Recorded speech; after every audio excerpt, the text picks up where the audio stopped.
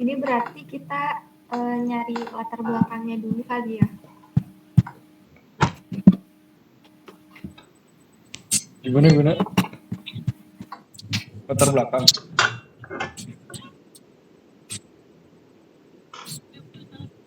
Latar belakangnya tadi ya itu Iya, udah latar belakang dijelasin dulu. tuh di materinya itu. Jadi perusahaannya itu kayak ada kendala dalam programnya dia itu loh. Gitu. Cuman dia udah analisis problemnya beberapa. Cuman belum diatasi.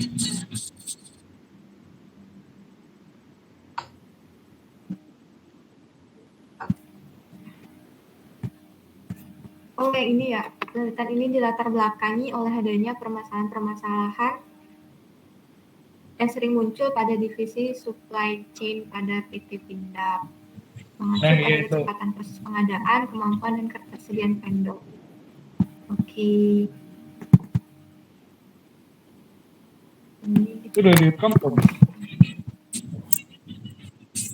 Oke.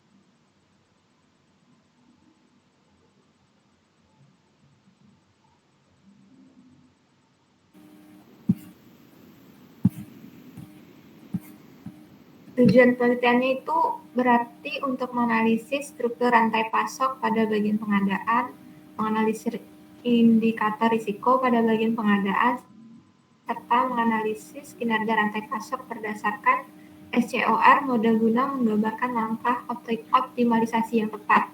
Itu kali ya? Iya gitu aja. Cuman kalau bisa disingkat aja sih. Kalau kepanjangan juga aneh. Libet. Iya, gitu.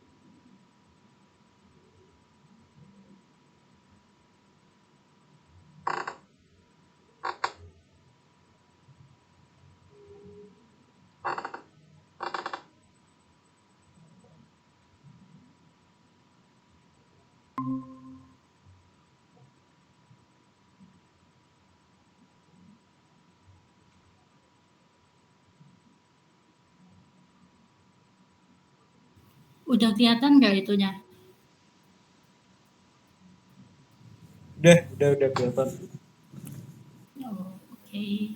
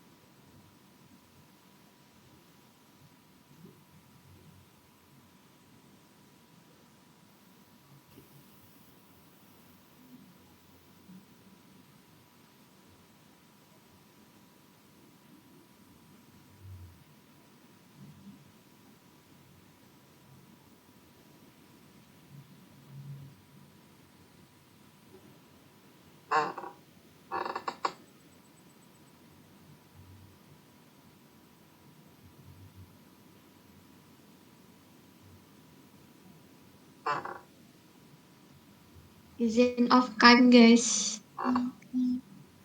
Izin off cam karena sinyalnya jelek. Oke.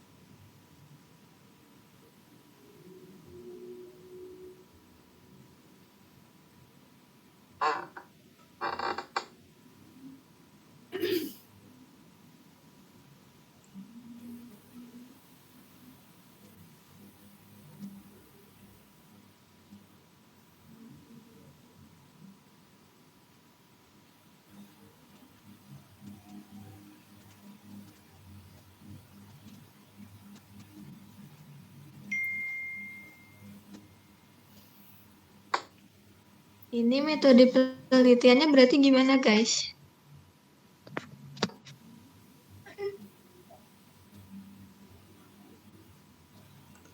Masih gambar.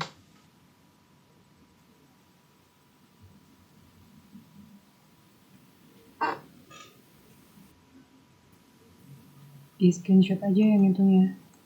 Di screenshot aja. Ya, di SS aja, Riz.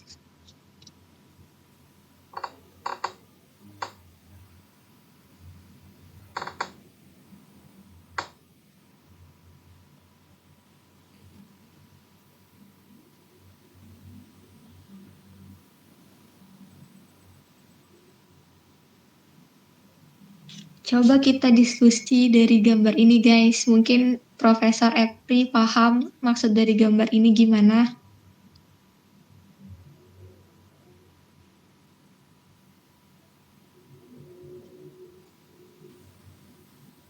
Oke. Jadi transformasi rantai supply dengan model spot. Oke. Kalau dari kalian udah paham kali ya, cuman aku bakal jelasin ulang sih. Jadi alurnya itu dari supplier semua. Terus bahannya masuk nih. Source tuh bahannya. Source-nya masuk, sumber bahannya masuk. Terus baru dibuat di make. Nah, barang jadi source itu di sumber. delivery Mungkin kita kirim dari kan. sumber dibikin terus ada Ya, make kan pemesanan bikin gitu kali ya. pembuatan. Terus kan langsung delivery itu berarti kan barangnya udah jadi toh. Langsung delivery ke customer gitu. Nah, ini yang returnnya tuh gimana ya? Itu barang reject. Oh, barang reject mungkin kayak ada produk cacat gitu kan. Itu dikembaliin ke supplier gitu loh. Gitu. Jadi dari bahan bakunya kan pasti nggak semuanya perfect kan, pasti ada yang cacat, ada yang kurang ini itu gitu. Nah, itu yang di return gitu. Jadi alurnya yaitu sebenarnya muter gitu, supplier ke customer. Oh iya, Nah itu benar-benar. yang dari supplier itu ada 3 tadi toh, dari supplier ke customer ada source, make, sama delivery. Terus dari customer kan terima barangnya nih, kalau cocok oke terima, kalau ada yang cacat ya udah return gitu. Kita kan juga sebagai customer mau yang terbaik lah, orang kita juga keluar duit gitu kan. Itu kalau aku dari profesor sih gitu. Ini yang lain mau menanggapi atau jelasin ya monggo. Kalau aku setuju sama Profesor Epri, tapi mungkin ada pendapat lain dari Aristia, dari Alia, atau dari Rani.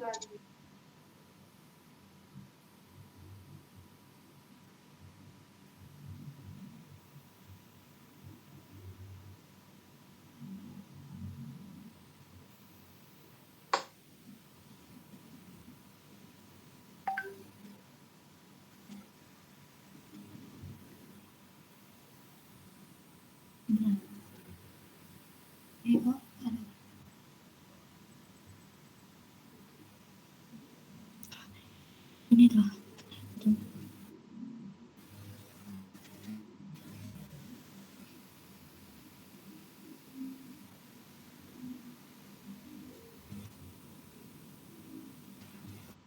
Aku mau nambahin guys, itu kan ada yang keterangan panah enable itu, jadi barangnya yang tidak bisa digunakan, makanya itu di return, ya kembali ke supplier, kita kembaliin karena produknya cacat, ada kekurangan gitu kan. Gitu.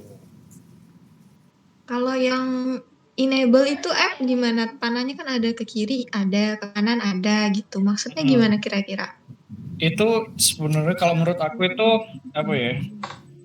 eh Selama barangnya itu bagus, cocok kan bisa masuk ke customer gitu kan. Makanya arahnya ke kanan. Jangan kalau barangnya nggak cocok ataupun ada cacat, itu bisa balik ke supplier gitu. Gitu. Cuman kalau yang itu yang ke kanan kan ada yang plan. Itu karena emang alurnya dari supplier ke customer tuh udah satu tok gitu loh. Gitu. Sedangkan kalau ke customer itu bisa 2 alur gitu. Mudeng nggak? Mudeng, mudeng, mudeng. Oke. Coba gimana ulangin John.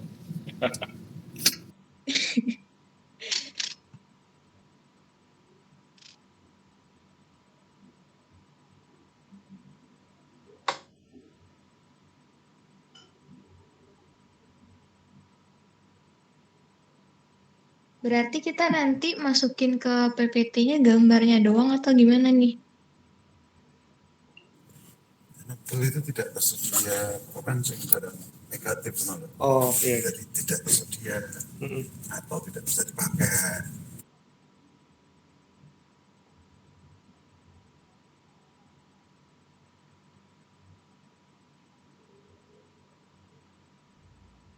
Iya kalau menurut aku gambar aja sih yang itu. Jadi definisinya kita nggak usah kita definisiin sendiri. Kalau mau kasih definisi ya nggak apa-apa. Cuman diringkes aja biar nggak makan banyak slide PPT-nya.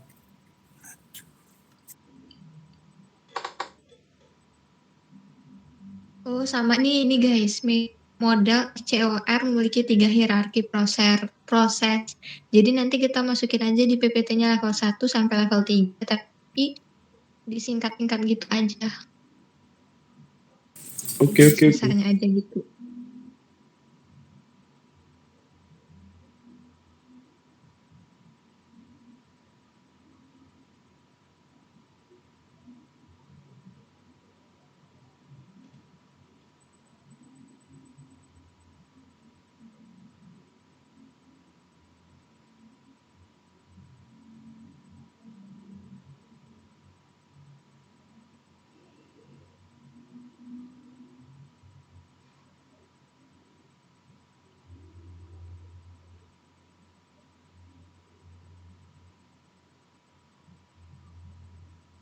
Saya ya guys mau mindah motor nih bisa parkir. Oke.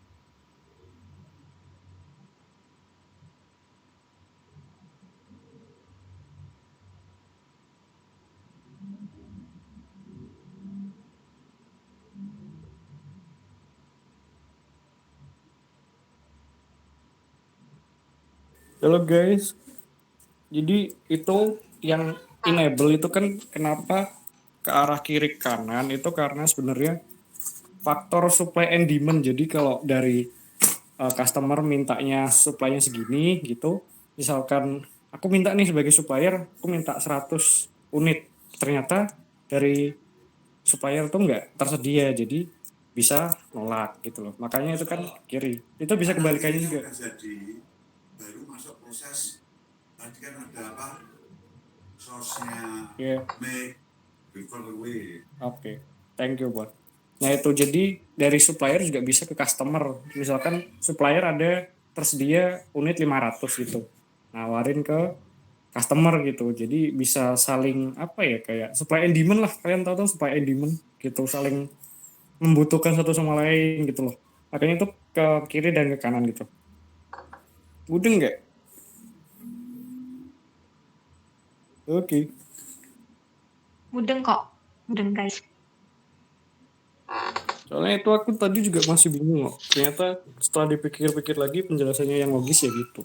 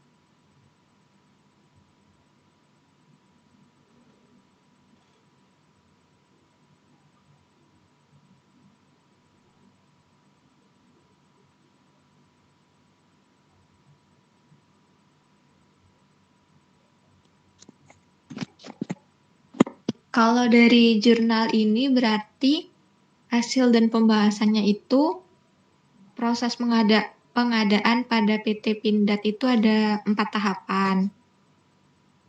Yang pertama berarti perencanaan pengadaan yang dapat disusun dengan baik. Terus yang keduanya pelaksanaan pengadaan dengan berbagai jenis pemilihan vendor. Terus yang ketiga itu penerimaan barang atau jasa berwenang dalam melakukan pengecekan dan penilaian barang yang telah dibeli. Terus yang keempat berarti pengawasan dan pengendalian dilakukan sepanjang proses pengadaan berlangsung sebagai sistem kontrol.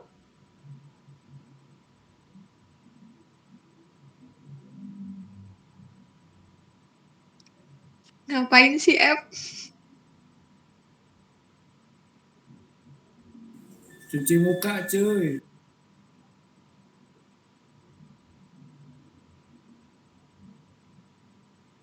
Astaga. Ini, Hasilnya ini mau nanti ditulis dimasukin nggak? ke YouTube loh. Hasilnya mau ditulis nggak? Gimana? Yang mana Hasil. bilang tadi ya? Mm-mm. Iya, iya itu nanti Poin-poinnya aja dimasukin ya. juga, Riz. Iya.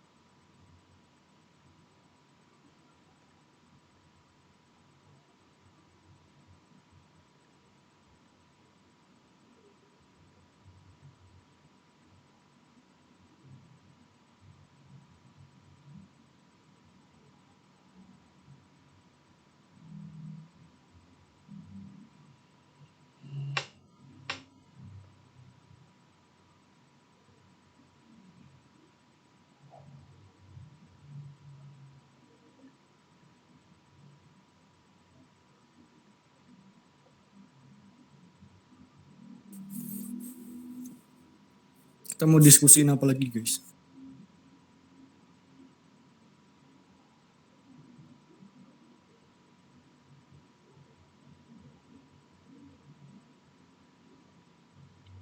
Masih ngetik di Canva app.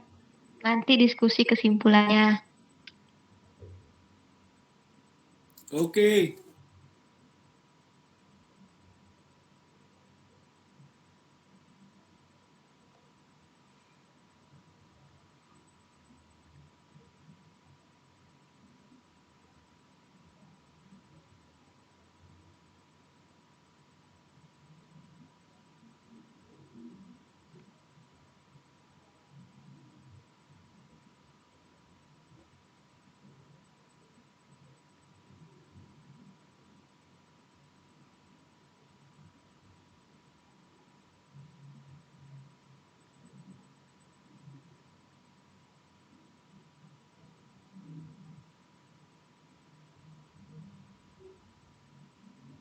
Aku stop share dulu ya. Ini lagi susah.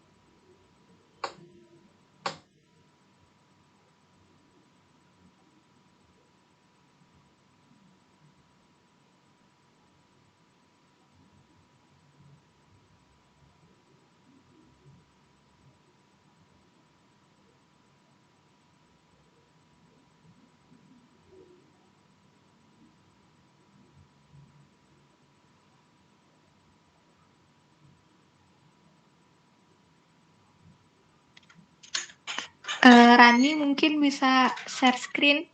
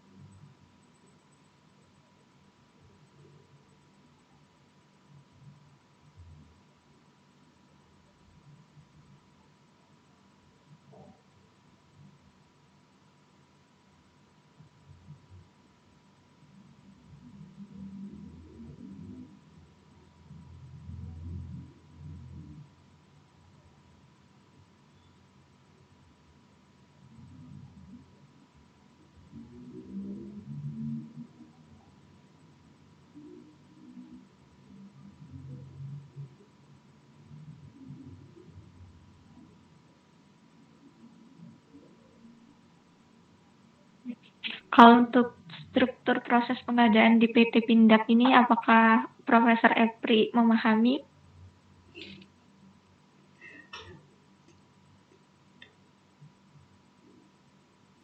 Ya, tak baca saya. Eh,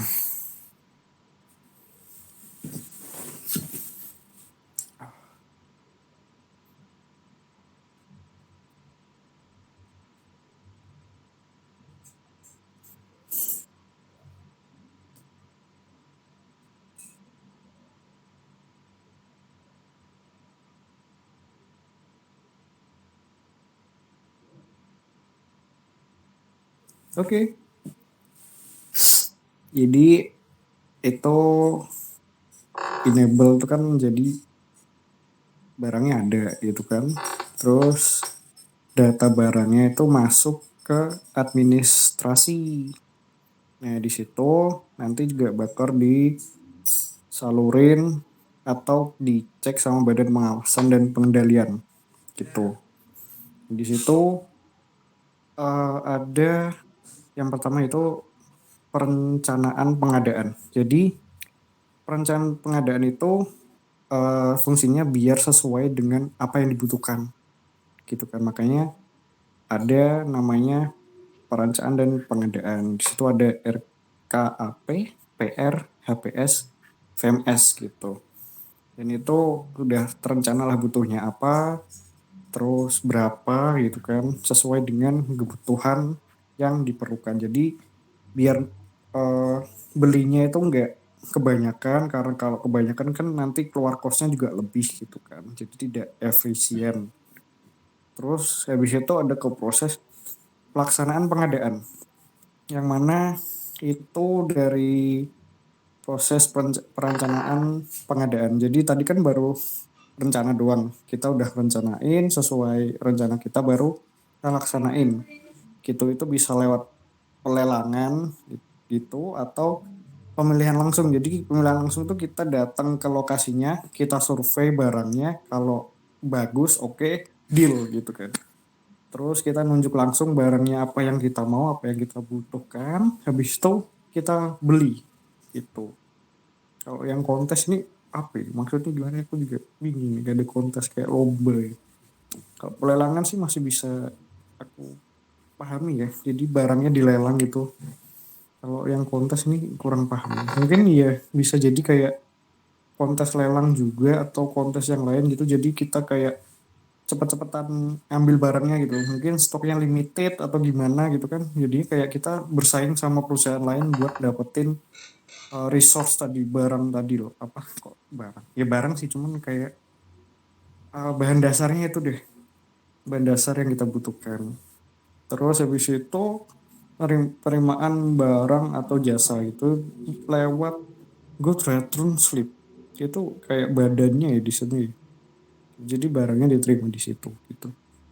Uji material. Nah, di situ terjadi inspeksi juga. Jadi pengujian material gitu. Kalau barangnya udah datang kan, ini bisa aja kayak seumpama kita beli belanja online gitu kan. Kita kan sampai barangnya datang, kita kan ngecek-ngecek dulu sesuai apa yang difoto nggak nih, kayak gitu kan.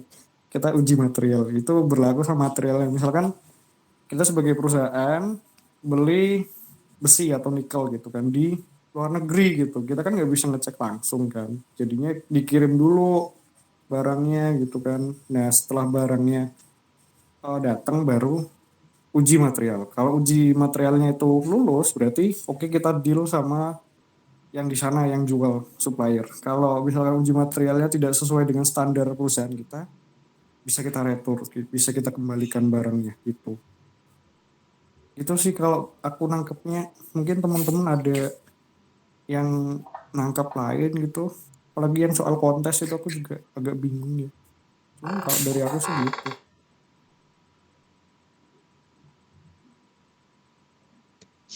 Kalau untuk kontes sebenarnya aku juga bingung itu maksudnya gimana.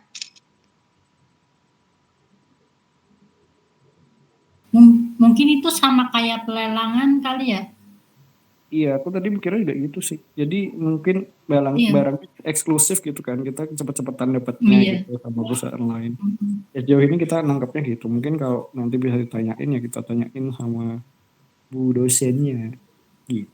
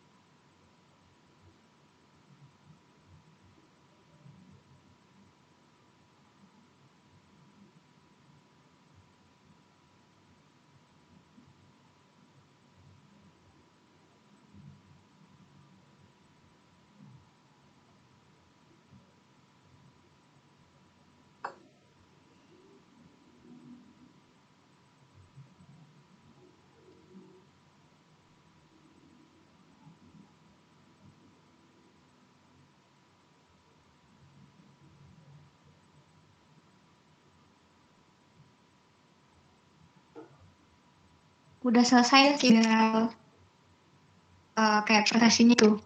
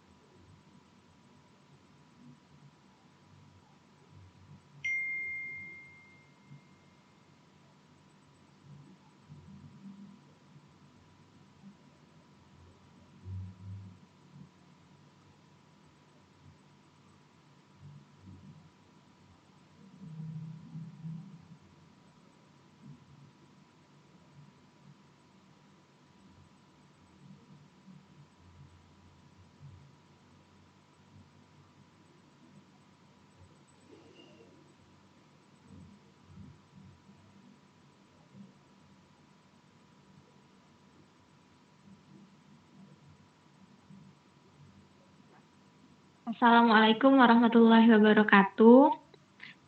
Kelompok 5 akan mempresentasikan hasil diskusi dari kelompok kami. Dari jurnal optimalisasi manajemen pengadaan pada PT Pindad dengan Supply Chain Operation Reference Model.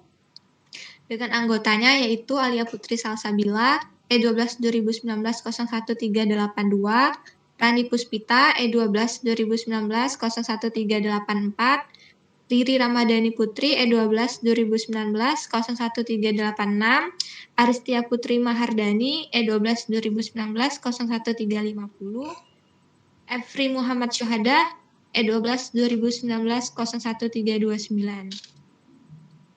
Latar belakang dari jurnal yang kami ambil yaitu dilatar belakangi oleh adanya permasalahan-permasalahan yang sering muncul pada divisi supply chain pada PT Pindad. Permasalahan tersebut mengacu pada kecepatan proses pengadaan, kemampuan dan ketersediaan vendor, kelengkapan pemberkasan, kematangan perencanaan pengadaan, dan efisiensi pembiayaan.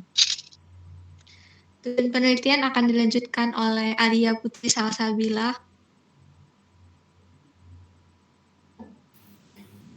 Ya, selanjutnya itu tujuan penelitian ini itu yaitu untuk menganalisa struktur rantai pasok pada bagian pengadaan, menganalisis indikator risiko pada bagian pengadaan, serta menganalisis kinerja rantai pasok berdasarkan SCOR model guna menggambarkan langkah optimalisasi yang tepat.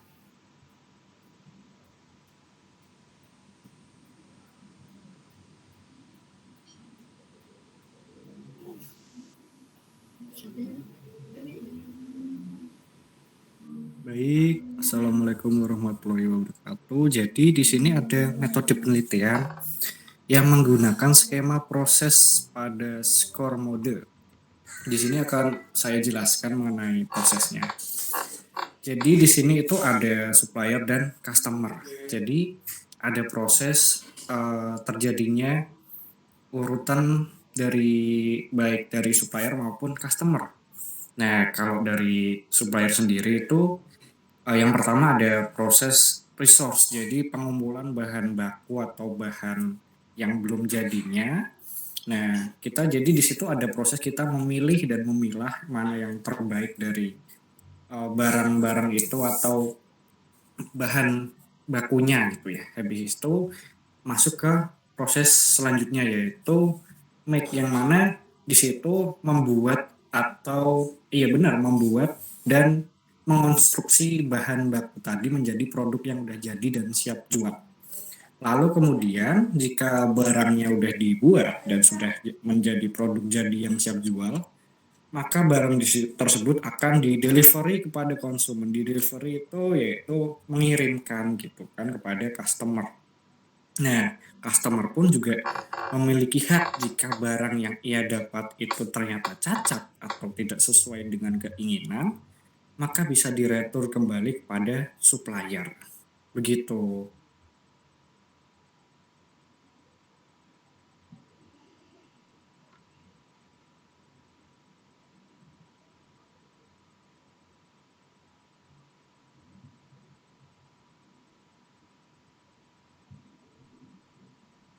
Nah, di sini model SCOR memiliki 3 hierarki proses, dimulai dari yang paling umum, level 1, hingga yang paling spesifik, yaitu level 3.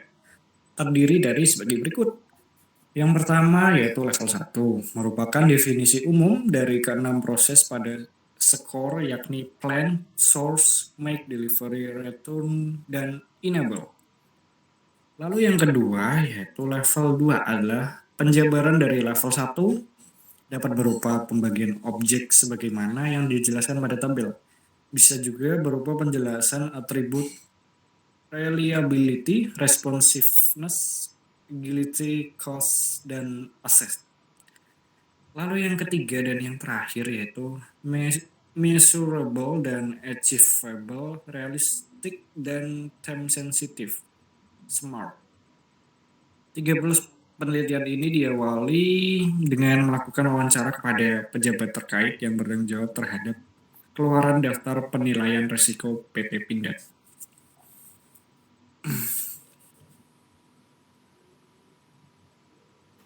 Selanjutnya yaitu hasil dan pembahasan. Struktur proses pengadaan PT Pindad. Yang pertama ada perencanaan pengadaan yang dapat disusun baik untuk kebutuhan tahunan maupun insidentil. Yang kedua ada pelaksanaan pengadaan dengan berbagai jenis pemilihan vendor atau subkontraktor, menyesuaikan dengan jenis barang yang akan dibeli, NTS, MTO, atau ETO. Yang ketiga ada penerimaan barang atau jasa yang telah dibeli, apakah akan diterima tanpa syarat diterima dengan syarat atau dikembalikan kepada pemasok, asal karena tidak memenuhi syarat. Yang keempat, ada pengawasan dan pengendalian sebagai sistem kontrol.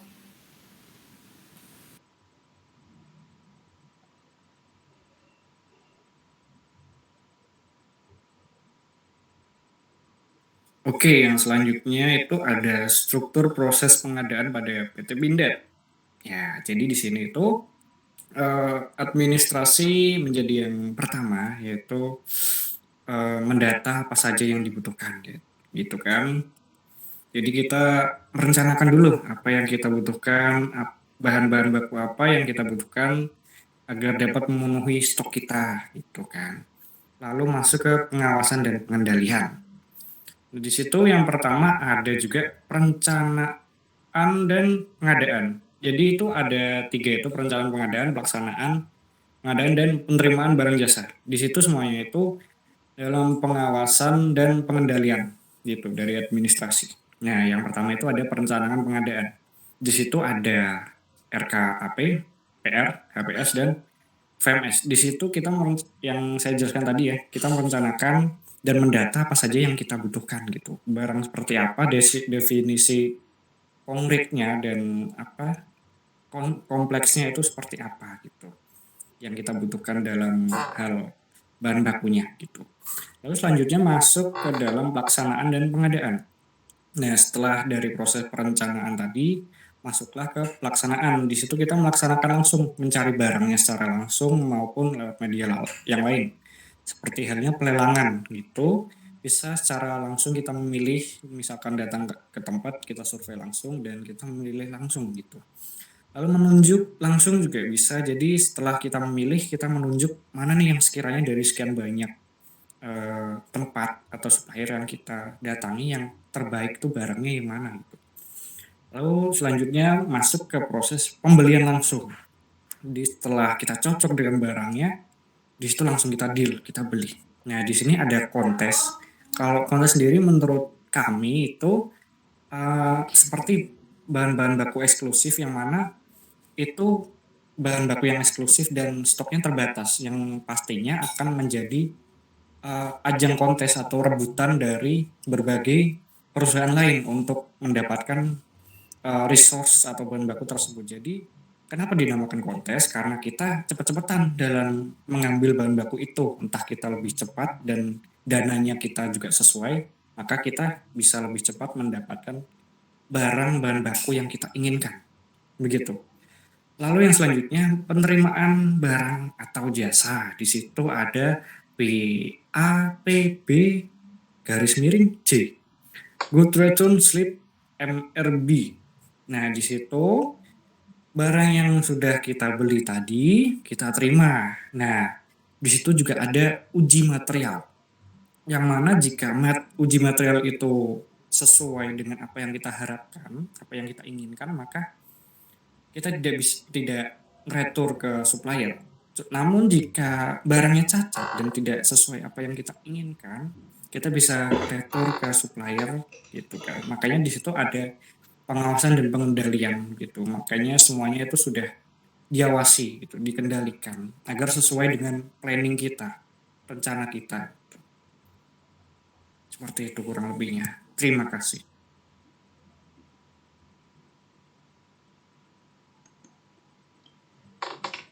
Yang terakhir, yaitu kesimpulan.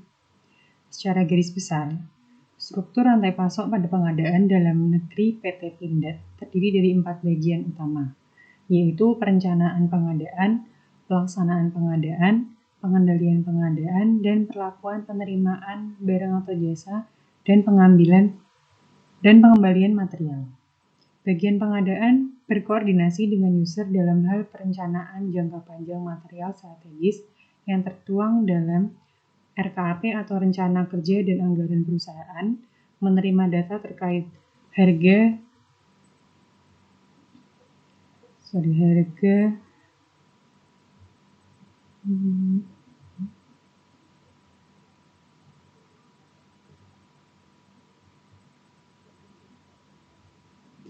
perkiraan sendiri, menerima data memproses PR, mengecek dan menyiapkan dokumen, membuat usulan metode pengadaan, serta merancang jadwal pengadaan mulai dari PR sampai terbit PO.